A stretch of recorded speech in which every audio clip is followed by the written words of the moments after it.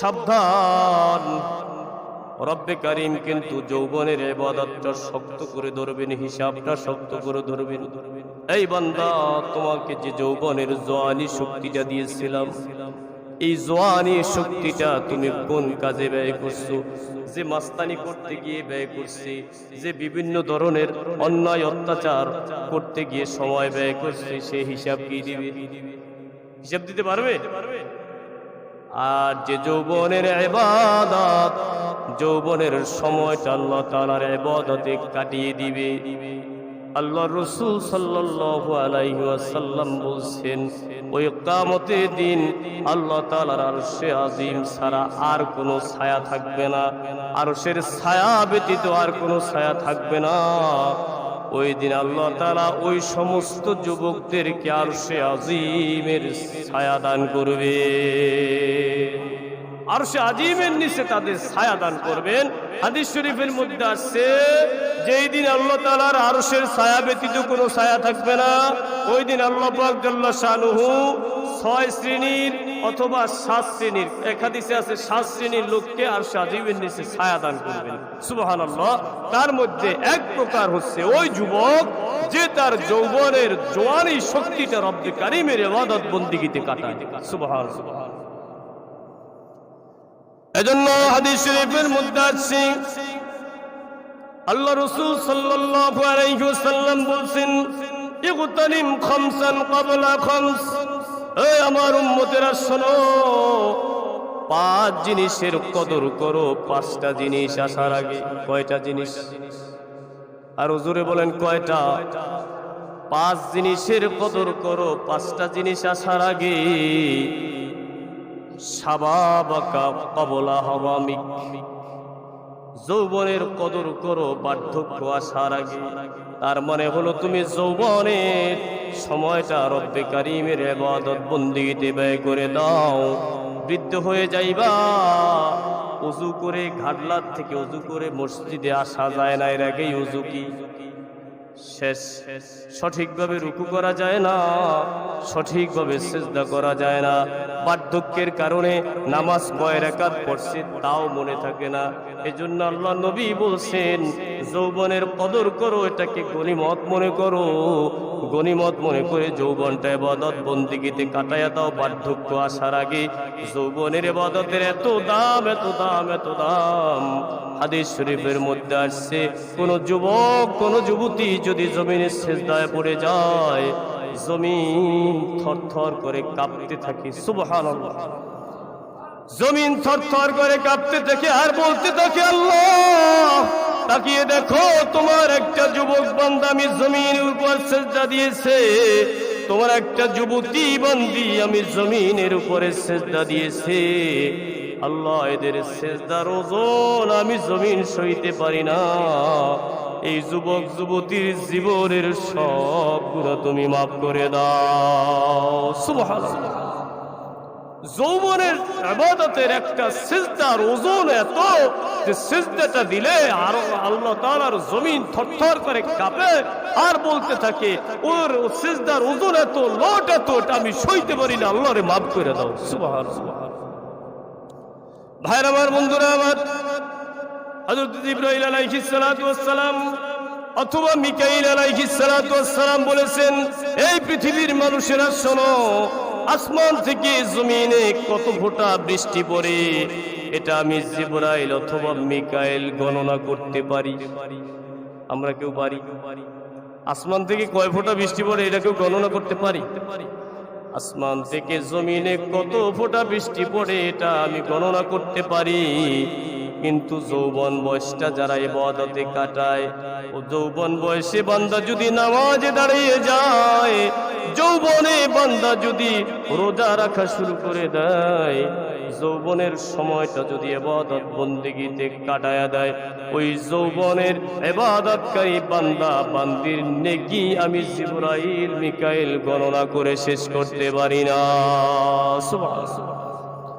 এজন্য আল্লাহর নবী বলেন, আসিহহাতাকা ক্বাবলা সাকামিক, অসুস্থতা আসার আগে সুস্থতার কদর করো। এখন তুমি সুস্থ আছো বান্দা, এখন তুমি ইবাদত বন্দেগী করো, এখন ইবাদত বন্দেগী করো। কিন্তু আমরা তো আসলে এই হাদিসের উল্টা, যখন অসুস্থ হই তখনই কোনো কোনো নামাজ শুরু হয়, ঠিক কিনা? ওই সময় ওই আওয়ামীর নামাজও পড়ে, শাস্তের নামাজও পড়ে, ইশরাকের নামাজও পড়ে। অসুস্থ হয়ে গেছে না, এখন তো অসল। যখন তুমি অসুস্থ হয়ে যাইবা, সিজদাটা করার মতো শক্তি হয়তো তোমার নাও থাকতে পারে, চেয়ারে বসে তুমি ইশারায় সিজদা করবা, অথবা তুমি টেবিলের উপরে সিজদা করবা। এই সময়টা আসার পূর্বে তুমি সুস্থতার কদর করো, সুস্থতাটাকে গনিমত মনে করো। যখন তুমি সুস্থ থাকবা, ওই সুস্থ অবস্থায় রব্বে কারিমের ইবাদত বন্দেগী বেশি বেশি করো। বলেছেন কি? মুহাম্মদুর রাসূলুল্লাহ সাল্লাল্লাহু আলাইহি ওয়াসাল্লাম। এখন আমি সুস্থ আছি, এখন কিন্তু আমার ইবাদত করার সময়। যখন অসুস্থ হয়ে যাইব তখন কি আর এইরকম ইবাদত করা যায়? বলেন, যায় না। যারা অসুস্থ আছে দেখবেন বসে বসে একটু নামাজ পড়তে হয়। অনেকে সিজদাটা দিতে পারে না, রুকু করতে পারে না, ইশারায় নামাজ পড়ে। এজন্য রাসূল বলছিল ওই অবস্থাটা আসার পূর্বে সুস্থতার কদর করো। মানে তুমি এখন সুস্থ আছো, সুস্থ অবস্থায় তুমি বেশি বেশি রব্বে কারিমের বন্দেগী। এরপরে নবী বলেছেন ওয়াবিরাকা ক্বাবলা ফাকরিক, ধন সম্পদের কদর করো তুমি দারিদ্রতার সবল আসার আগে। এখন তোমার ধন সম্পদ আছে, আগামীকাল নাও থাকতে পারে, ঠিক কিনা? বা এবছর ধন সম্পদ আছে, আবার আগামী বছর নাও থাকতে পারে, ঠিক কিনা? তুমি ধন সম্পদের কদর করো দারিদ্রতার সবল আসার আগে। মানে এখন তোমাকে আল্লাহ তাআলা যে ধন সম্পদ দিয়েছেন ওটা আল্লাহ তাআলার রাস্তায় ব্যয় করো, মসজিদে ব্যয় করো, মাদ্রাসায় ব্যয় করো, ইয়াতিমদেরকে দাও, গরিবদেরকে দাও, যাকাত আদায় করো। আর যখন তোমার দারিদ্র অবস্থায় তুমি পৌঁছে যাইবা, তখন তো আর দান করার এই সুযোগটা থাকবে? এজন্য এখন তোমার ধন সম্পদ আছে, এখন তুমি ধন সম্পদের কদর করো। তার মানে দান সদকা এখন বেশি বেশি। এরপরে নবী বলেছেন ওয়াফারাগাকা ক্বাবলা শুগুলিক, অবসরকে কাজে লাগাও ব্যস্ততা আসার পূর্বে। এখন তুমি অবসর আছো, রব্বে কারিমের জিকিরে লেগে যাও।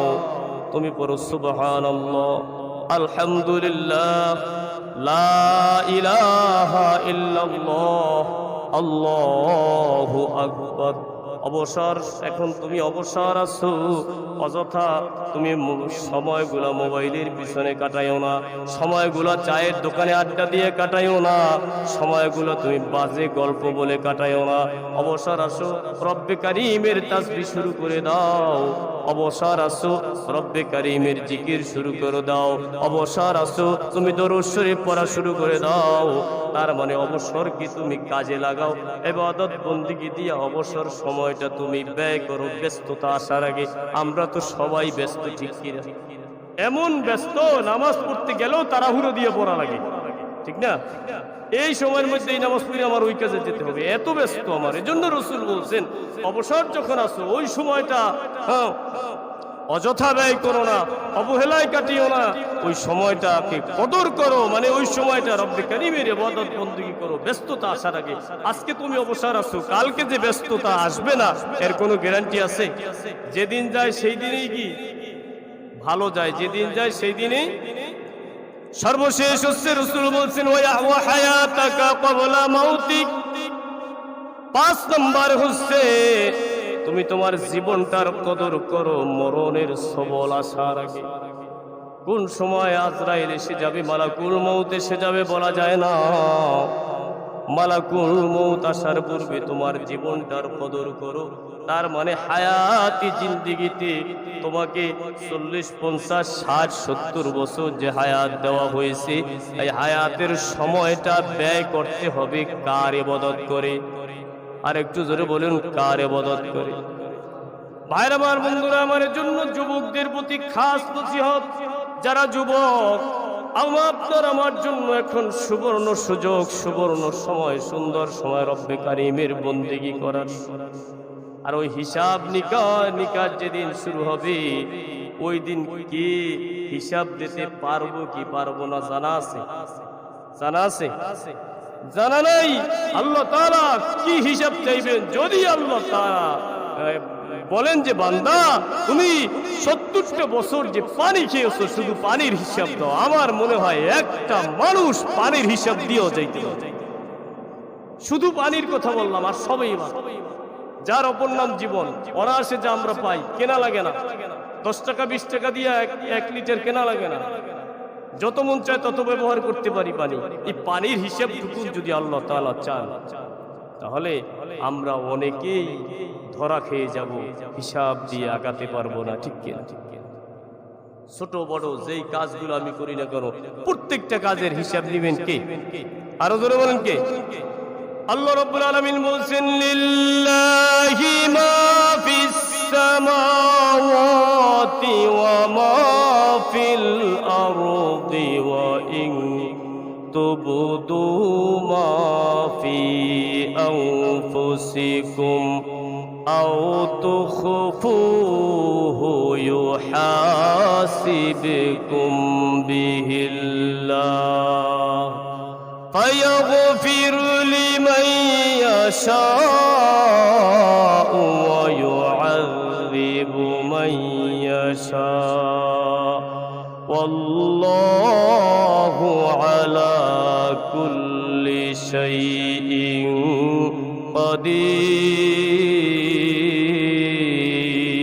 قدير.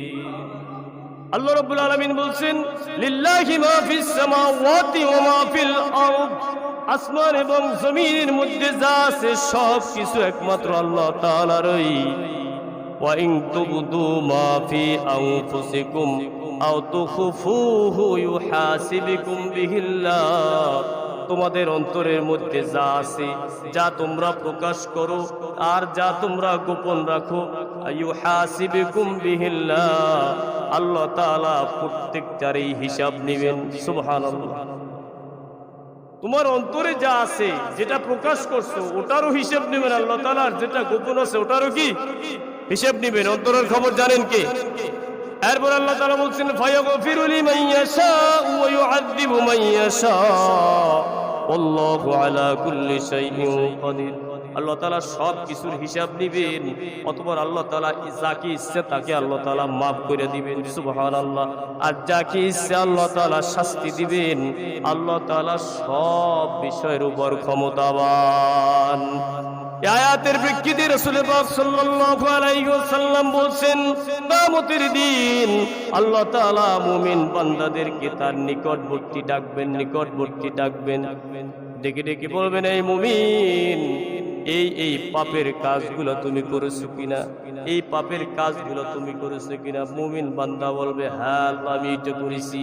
আল্লাহ জাল্লা শানুহু ডেকে বলবেন, বান্দা, দুনিয়াতে আমি তোমার পাপের কাজটা মানুষের সামনে প্রকাশ করি নাই, আজকেও আমি মানুষের সামনে প্রকাশ করলাম না, যাও আমি তোমার সব পাপগুলা মাফ করে দিলাম।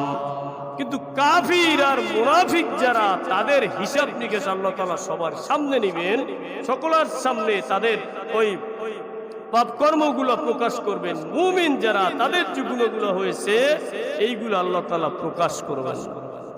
ভাইরা আমার, বন্ধুরা আমার, যখন আয়াতে কারিমা নাজিল হয়, সাহাবায়ে কিরাম বিচলিত হয়ে গেছেন, ডেকে ডেকে বলেন, ইয়া রাসূলুল্লাহ, নামাজ, রোজা, হজ, যাকাত, দান, সদকা, যত ইবাদত বন্দেগী আছে ওটা তো আমাদের কন্ট্রোলের মধ্যে, আমরা ওগুলো ইচ্ছে করে করতে পারি, কিন্তু আল্লাহ তাআলা যে কোরআনে বলছেন অন্তরের মধ্যে যা কিছু আছে তার ওই হিসাব নিবেন। এই হিসাবটা আমরা কেমনে দিব? এই হিসাবটা আমরা কেমনে দিব? অন্তরের মধ্যে আমার যে খারাপ ধারণা আসে, কুধারণা আসে, কুমন্ত্রণা আসে, লুকোচুরি আসে, এই হিসাব যদি আল্লাহ তাআলা নেন, তাইলে তো আমরা জান্নাতে যাইতে পারবো না। কারণ অন্তরের ওই কুমন্ত্রণা, কুচিন্তার উপর আমাদের কোনো কন্ট্রোল আছে নাই, ওখানে আমাদের কোনো হাত আছে? অন্তরে কার কি ধারণা আছে, খারাপ ধারণা, কুধারণা, বাজে ধারণা, কুমন্ত্রণা, এইটার উপর কার কোনো হাত আছে? কারো কোনো হাত নাই। এজন্য সাহাবায়ে কেরাম বলছেন, নবী, ওই অন্তরের সবগুলোর হিসাব যদি আল্লাহ তাআলা নেন, তাইলে তো আমরা সবাই ধরা খেয়ে যাব। রাসূল পাক সাল্লাল্লাহু আলাইহি ওয়াসাল্লাম বলছেন, আমার সাহাবীরা, তোমরা আপাতত এটা মেনে নাও, এটা বলো যে সামিউনা ওয়া আতানা, আমরা শুনলাম এবং আমরা মেনে নিলাম। আল্লাহ পাক রব্বুল আলামিন মুহাম্মদুর রাসূলুল্লাহ সাল্লাল্লাহু আলাইহি ওয়াসাল্লাম এটা বলার পরে সাহাবায়ে কেরাম বলছেন, ওয়াকালু সামি'না ওয়া আতা'না গুফরানাকা রব্বানা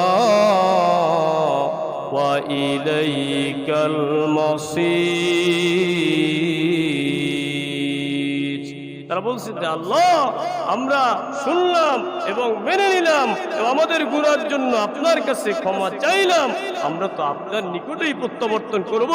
তাদের এই উৎসাহ উদ্দীপনা দেখে আল্লাহ তাআলা এই পরবর্তী আয়াত নাজিল করলেন, লা ইউকাল্লিফুল্লাহু নাফসান ইল্লা উসআহা। আল্লাহ তাআলা সাধ্যের বাইরে কারো উপর দায়িত্ব চাপিয়ে দেন না। এই আল্লামা ইবনে কাসির রাহমাতুল্লাহি আলাইহি বলেন যে এই আয়াতে কারিমা নাজিল করে আল্লাহ পাক জাল্লা শানুহু পূর্বের আয়াতের হুকুমকে রহিত করেছেন। তার মানে বান্দার সমস্ত কাজকর্মের হিসাব আল্লাহ তাআলা নিবেন, কিন্তু অন্তরের মধ্যে কুমন্ত্রণা, খারাপ ধারণা, বাজে চিন্তা ভাবনা আমাদের আসে না, এটার উপর তো বান্দার কোনো হাত নাই। যতক্ষণ পর্যন্ত বান্দা ওই কাজটা না করে ফেলবে, মনের ভিতর যত খারাপ ধারণা আসুক না কেন, আল্লাহ তাআলা ওই ধারণার হিসাব নেবেন না। তাইলে অন্তরে কি ধারণা আসে, কি কুমন্ত্রণা আসে, এই হিসাবও যদি আল্লাহ তাআলা নেন, আমাদের আর কোনো উপায় আছে? কিন্তু এইটার আল্লাহ তাআলা হিসাব নেবেন কখন? যখন আমরা খারাপ একটা ধারণা, খারাপ একটা কথা বলবো, এরকম একটা অন্তরের মধ্যে চলে আসছে, ওটা যদি বলে ফেলি ওইটার হিসাব নেবেন। খারাপ একটা কাজের ধারণা আসছে, ওটা যদি করে ফেলি তাহলে ওইটার হিসাব আল্লাহ তাআলা নেবেন। মুআজ্জাজ হাজিরিন, সর্বোপরি কথা হলো যে হিসাব নিকাশ যেদিন শুরু হয়ে যাবে, কে কিভাবে বাঁচবো কারো জানা নাই। এজন্য নিজের হিসাব নিজে দেওয়ার জন্য সবার প্রস্তুত হতে হবে, ঠিক না? আল্লাহ তাআলা ওই যে বলছি, যদি এক গ্লাস পানির হিসাব নেন, এক গ্লাস না, মনে করেন গোটা জিন্দেগিতে যত পানি ইউজ করছেন, ওই পানির হিসাবটা যদি আল্লাহ তাআলা নেন, আমার মনে হয় না যে আমরা কেউ হিসাব দিয়ে পার হয়ে যেতে পারবো। এজন্য সাবধান। বিশেষ করে যুবক যারা আছেন, আপনাদের প্রতি উদাত্ত আহ্বান, এখন সময় নেকি কামাইয়ের সময়, এখন সময় ইবাদত বন্দেগীর সময়, এখন সময় আপনার আমার জান্নাতি হওয়ার সময়। এজন্য আপনাদের কাছে উদাত্ত আহ্বান, আল্লাহ পাক রব্বুল আলামিন যতদিন হায়াত দিয়েছেন, সুস্থ রাখবেন, ততদিন পর্যন্ত আল্লাহ পাক রব্বুল আলামিনের হুকুম আহকাম সঠিকভাবে আমরা পালন করব ইনশাআল্লাহ। যুবকরা 5 ওয়াক্ত নামাজ নিয়মিত পড়ব ইনশাআল্লাহ। আল্লাহ পাক রব্বুল আলামিন আমাদের সকলকে আমল করার মতো তৌফিক দান করুন। সবাই বলে আমিন। ওয়া আখিরু দাওয়ানা আলহামদুলিল্লাহ।